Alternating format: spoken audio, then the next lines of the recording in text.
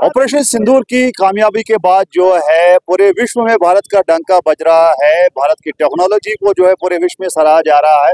लेकिन पाकिस्तान की तरफ से हार खाने के बाद भी जो है लगातार सीज फायर हो रहे हैं।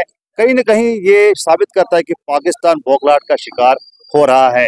बॉर्डर्स पर टेंशन थी, लेकिन भारतीय सेना ने जो है जिस तरह से डटे रहे और जिस तरह से जवाब दिया और जिस तरह से पाकिस्तान को हराया और जो ऑपरेशन सिंदूर था उसको जो है कामयाब कराया, उसके लिए इंडियन आर्मी को जो पूरा देश की जो है 140 करोड़ जनता सलाम करती है। और आज इसी उपलक्ष्य में जो है भद्रवाह में एक तिरंगा रैली निकली और यहाँ पर बहुत सारे लोगों ने पार्टिसिपेशन की।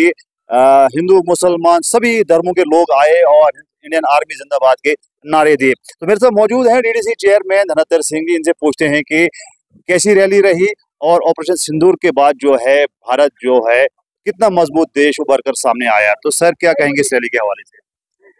मैं आपके माध्यम से पूरे देशवासियों को मुबारकबाद देना चाहूँगा और विशेषकर जिला डोडा और भद्रवाह में जिस तरीके से तिरंगा रैलियों का आयोजन हुआ, जिसमें जैसे आपने बताया कि धर्म से ऊपर उठकर, जात से ऊपर उठकर, किसी भी सेक्शन से ऊपर उठकर सब लोगों ने भारत सबका है और भारत के लिए सब अपनी जानें कुर्बान कर सकते हैं, उसका परिचय देते हुए आपने देखा होगा कि जितनी भी अपोजिशन की पार्टियां थी, जितने एनजीओ थे, जितने दूसरे लोग थे, उन्होंने इस मुश्किल की घड़ी में एक जुटता का परिचय देते हुए पूरे देश और दुनिया को दिखा दिया है कि भारत एक आर्थिक महाशक्ति के साथ साथ अपनी रक्षाओं के लिए, अपनी सीमाओं के रक्षाओं के लिए, अपने नागरिकों की रक्षा के लिए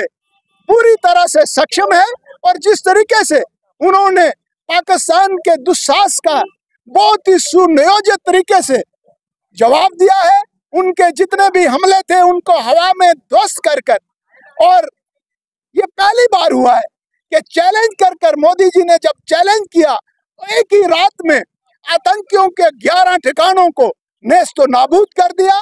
और उसके बाद जब पाकिस्तान ने हिमाकत की भारत की तरफ देखने की, उसने भारत पर अपनी तरफ से जो हमला किया उसको भी निरस्त करते हुए और उसके बाद तीनों सेनाओं ने एकजुटता का परिचय देते हुए पाकिस्तान के 7 एयर बेसिस को ध्वस्त कर दिया।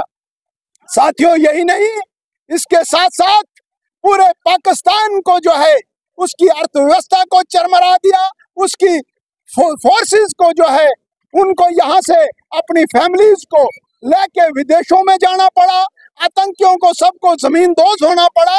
और ये इतिहास में पहली बार है कि पाकिस्तान ही नहीं, जो बाकी भी दुश्मन देश थे, उन्होंने भारत की तैयारी को देखा, भारत की सिक्योरिटी फोर्सेस की तैयारी को देखा और जिस तरीके से भारत ने इस आतंकवाद का मुकाबला किया, वो अपने आप में एक बहुत बड़ी बात है।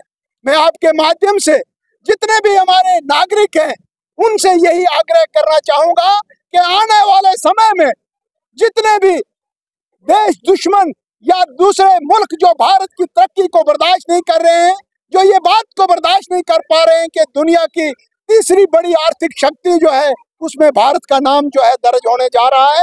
वही नहीं, डिफेंस में एक समय था कि हम बाहर से हथियारों को जो है वहां से लाते थे। अब आज की डेट में जिस तरीके का प्रदर्शन भारतीय तोपों ने किया है, ब्रह्मोस ने किया है, आज पूरी दुनिया में भारत के हथियारों की डिमांड बढ़ रही है और आने वाले समय में भारत जो है विश्व की सबसे बड़ी शक्ति के रूप में उभरने जा रहा है। निवेदन यही है कि हम सब लोग आपसी भाईचारे को बनाते हुए यहाँ पर अमन से रहे और ऐसी कोई भी शक्ति, ऐसी कोई भी ताकत, ऐसा कोई भी आतंकी अगर हमें कहीं दिखे तो उसको जल्द से जल्द फोर्सेस तक उसको पहुंचाया जाए, उसकी इंफॉर्मेशन पहुंचाई जाए। यही कहकर मैं आप सब लोगों का धन्यवाद करता हूं। शुक्रिया। जय हिंद, जय भारत।